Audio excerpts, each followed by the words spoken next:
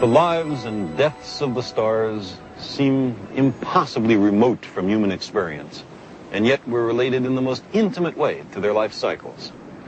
The very matter that makes us up was generated long ago and far away in red giant stars. A blade of grass, as Walt Whitman said, is the journey work of the stars. The formation of the solar system may have been triggered by a nearby supernova explosion.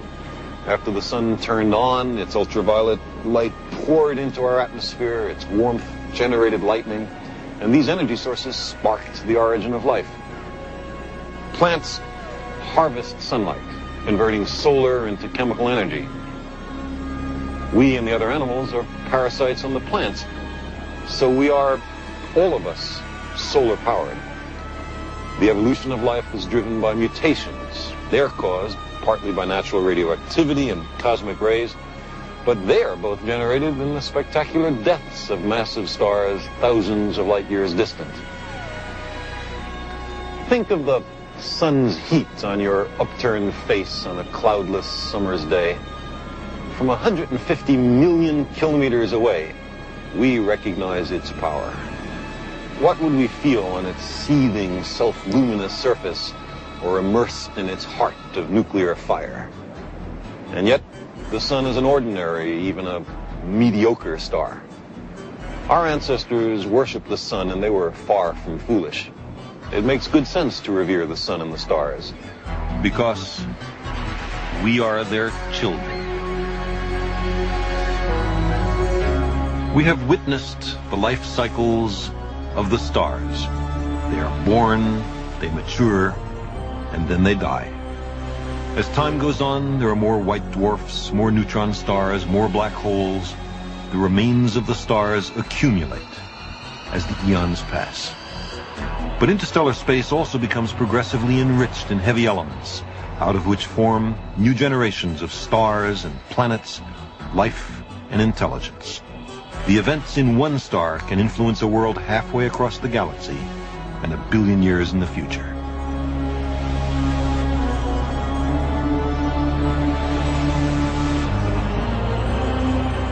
The vast interstellar clouds of gas and dust are stellar nurseries. Here first begins the inexorable gravitational collapse, which dominates the lives of the stars. Massive suns may evolve through the red giant stage in only millions of years, dying young, never leaving the cloud in which they were born. Other suns, longer-lived, wander out of the nursery.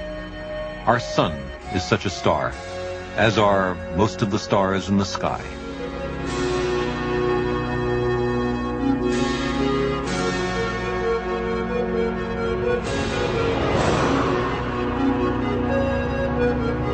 Most stars are members of double or multiple star systems and live to process their nuclear fuel over billions of years. The galaxy is 10 billion years old enough to have spawned only a few generations of ordinary stars.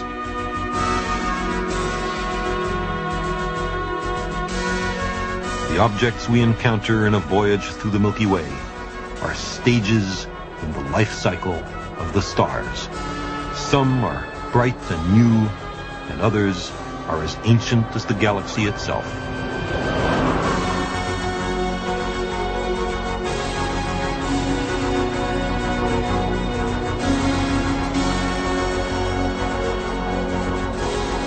Surrounding the Milky Way is a halo of matter, which includes the globular clusters, each containing up to 1 million elderly stars.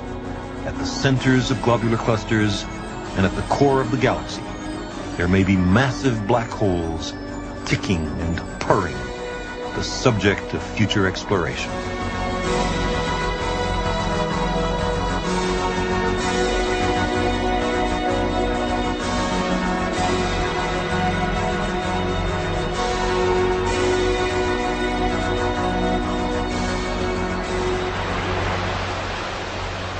We on Earth marvel, and rightly so, at the daily return of our single sun.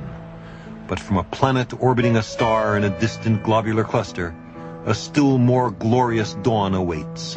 Not a sunrise, but a galaxy rise, a morning filled with 400 billion suns, the rising of the Milky Way. An enormous spiral form with collapsing gas clouds, condensing planetary systems, luminous supergiants, stable middle-aged stars, red giants, white dwarfs, planetary nebulas, supernovas, neutron stars, pulsars, black holes, and, there is every reason to think, other exotic objects that we have not yet discovered. From such a world, high above the disk of the Milky Way, it would be clear, as it is beginning to be clear on our world, that we are made by the atoms and the stars, that our matter and our form are determined by the cosmos of which we are a part.